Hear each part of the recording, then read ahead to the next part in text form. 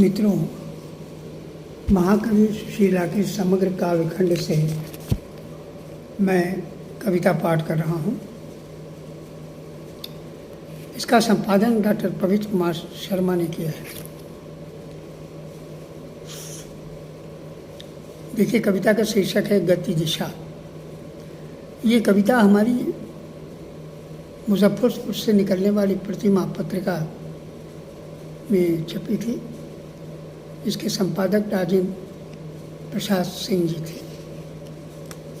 देखिए, गति दिशा का मैं पाठ कर रहा हूँ। रमुआ मल्लाह ने नाव खेते हुए बताया कि आज एक लाश बहकर आई है, ताजी है, नक्काशीदार है, नई लाल शर्ट पहने है, गर्दन पानी के ऊपर खामोश भयभीत आकृति में उछल कर आ गई है, धड़ पानी के अंदर बदबूदार हो चुका है। सच बाबूजी, आदमी जितना अंदर से नंगा होता है, मुर्दा घर में उतना ही बाहर से नंगा है। मेरे अंदर का आधिकारिक अभियान उस शक्ल को देखने के लिए बिखर पड़ा। रमुआ चाहता भी था कि बाबूजी चलें और देखें उस 27 वर्ष की बंदिश लाश को। देखिए, फिर से मैं इस कविता लाइन की पढ़ रहा हूँ। सच बाबूजी, आदमी जितना अंदर से नंगा होता है, मुर्दा घर में उतना ही बाहर से नंगा है। मेरे अंदर का आधिकारिक अभियान उस शक्ल को देखने के लिए बिखर पड़ा। रमुआ चाहता भी था कि बाबूजी चलें और देखें उस 27 वर्ष की बंदिश लाश को। मैं चुपचाप सोचता रहा, कहीं वह लाश न हो जिसका जिक्र गांव के जुखा मुराई ने आकर अभी कुछ देर पहले किया है। और यही सुनने में आया कि उसके साथ जबरदस्त अन्याय चल रहा था। उसकी स्त्री किसी और के साथ दरिया दिल होने लगी और चंगुल में फंसकर आँखों के स्याह फुटपाथ प्राणपिंडों में भरकर चुकी है प्रेम, जहाँ केवल एक गजब का गौतम हड्डी गिन रहा है। नाव पानी वाले गुसलखाने को चीरती हुई पहुँचती है। बब्बू डॉक्टर दोनों बैठे रहते हैं। उदास दर्द चेहरे पर एक दरवाज़ा फिट होता है, एक समर्थन करता है, एक अपने अहम को महसूस नहीं लगता है। लेकिन रमुआ काटता रहता है उस लंबी सड़क को जब तक कि लाश का अंतिम छोर न दिखाई पड़ जाए। बब्बू इस महान बेईमानी पर आंखें बंद कर लेता है और कपड़े वाली लाठी ठूंस लेता है, जिसे मैं समझता हूँ कि अंधेरे का घाट कहीं का नहीं है।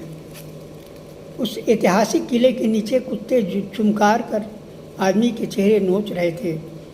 कोई खींचकर दिलचस्प विचार पैदा करता था, कोई भरपेट से बसर कर आकृतियों का दुख लील चुका था। इसी तरह भविष्य रोज खोजा जाता है और चित्रपट की तरह आंखें आत्मनिष्ठ होती हैं। रमुआ ने कहा, नाव आ गई बाबूजी, जिंदगी क्या है देख लो, कटा हुआ दरिया है। और फिर रमुआ ने अनुमान लगाया कि आज ही परीक्षा फल निकला है। यह मुसद्दी भरा लड़का पुल से कूदा है।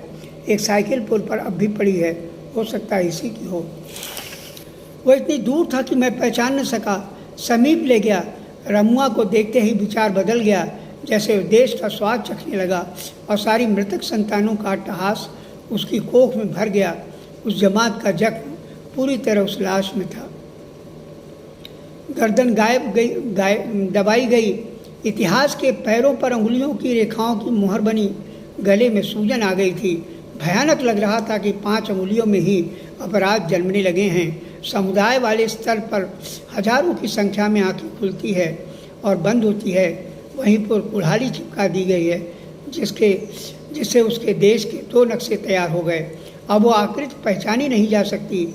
आंखें सड़क पर भीड़ में खो चुकी हैं। कुत्ते किनारे किनारे दुष्ट मानव को बुरी तरह से ताकते हुए बैठे हैं। शेष एक आंख बस्ती में ऐसी जगह चिपकी थी जहां से अर्थ निकालना बड़ा मुश्किल का काम था। रमुआ ने बिल्कुल ठीक पहचाना कि आदमी की कमजोरी है। अत्याचार बढ़ता जा रहा है। उसे बोलने के लिए किसी ने मौका नहीं दिया, फिर भी कहता है कि सबका संपूर्ण अर्थ इस लाश में भर गया है, इसलिए ऊपर का हिस्सा फूला और नीचे का पिचका है। लाश अभी गंभीर मुद्रा में खड़ी है। आधी नंगी है और आधे पर लाल कमीज डाले एक उभार क्रोध रेखा खींचकर ध्वनि भर रही है। जब गंध बाहर बिखरेगी तो कर्कश लोगों को चूना अवश्य लगेगा। जब गंध बाहर बिखरेगी तो कर्कश लोगों को चूना अवश्य लगेगा।